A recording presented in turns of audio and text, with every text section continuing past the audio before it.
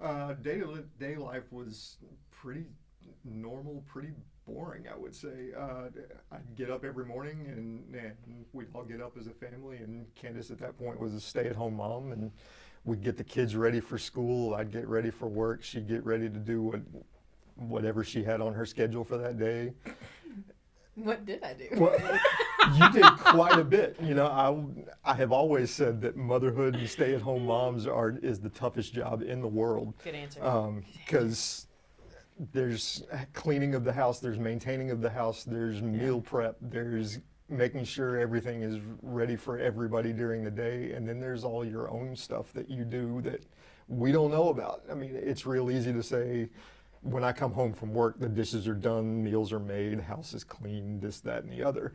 But there's a billion other things that happen throughout the day that never get noticed, never get mentioned, that are all taken care of, that you would know if they didn't get done, but you just don't really notice when they are done, just because they're always done. But that was our life at that point. I'd go work my 8-9 hours, whatever it was. Kids would be at school. She'd pick up the kids from school, bring them home. We'd do family time, put the kids to bed, have our alone time as grown-ups, and then we'd go to bed at the end of the night. It's pretty straightforward, boring, mundane day. Then going into Chewbacca Mom happened, whirlwind. But, 20 years ago, our life started as a whirlwind. And it's just been a progressive whirlwind, and we've learned to manage the whirlwind. And we just sit and talk about, here's what it looks like, here's what's happening, here's what's on the horizon, what do we do with all of that? And so we just have those honest, brutal conversations sometimes where this is not going to be pretty, this is not going to be fun, but we have to talk about it. Right. Sometimes it is, this is going to be amazing, this is going to be awesome. Let's sit down and talk about it and figure out next steps. Did you, like the day that the video went out on Facebook Live, did you know from that day that it was going to explode? What was your reaction day one? I had no idea what was happening day one because I didn't watch it. Oh. So she had this habit of randomly texting me crazy stuff that would happen through her day, and it was just random. So I got home from work that night. She said, hey, I did this thing. I think it might be going viral. So I pulled it up on my phone, and then I saw that it was 4 minutes long. I was like, yeah, I don't have time for this. This looks like the same stuff. I'll watch it later. Oh, this looks like the same crap you send me all day at work. Those were your words.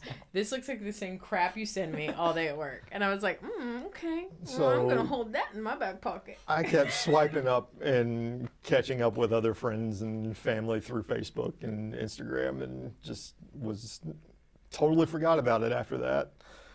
We go through the end of the night, and she goes, babe, I really think you might want to take a look at this. Yeah, I'll take a look when I got time. We get ready for bed, we go to bed. I wake up the next morning to get ready for work. My alarm goes off, and her phone is ringing on her nightstand, and I hear it ringing. She answers it, turns it off, rings again, turns it off, rings again, turns it off. So I'm getting ready for work, and okay, it's probably just a bunch of friends and stuff, something's happening, but I'm not getting any texts or phone calls, so I'm not gonna worry about it. She'll tell me about it later. Go through the next morning, get the kids ready. I get ready for work. I go into work. As I'm walking through the hall at work to go to my desk and get ready for the day, I hear my wife laughing coming from one of the offices. I'm like, what is that? Why is she here? What is going on? So I stick my head in the office, and the guy that was there says, hey, have you seen this Chewbacca lady? I was like, what are you talking about? He's like, you got to see this. It's the funniest thing ever. So he turns his phone around and shows me, and it's my wife's video with 125 million views on it. I'm like, oh boy. So I immediately text her, what did you do? Yeah. He was like, what did you do? And I was like, I got to let you go. I'm talking to NPR right now. I just finished my conversation with BBC, and I'm pretty sure Good Morning America wants me to call him back. And I was like, tell you later. And just was like, bye. I was like, that's the only thing I've ever had to hold over your head, right? So I was like, you're bad. That was my experience with it. Was I paid zero attention to it until the next morning when my coworker showed it to me. Yeah. And then you had to stay late from work because we had a news station at our house and you didn't want to be a part of it. Yeah. No, that was actually the Friday. Yeah, that's true. Yeah, that The was, day of. yeah. So the Friday we had a news station coming to the house with a bunch of different stuff, and I was like, yeah, I probably don't want to be a part of that because I'm messy from work, and one of us needs to maintain anonymity so that we can go to the grocery store and the gas station and do all the things for our family. So yeah, I'm just gonna bow out of that, and yeah. And I was like 8:30. Okay, everybody's gone. You can come home.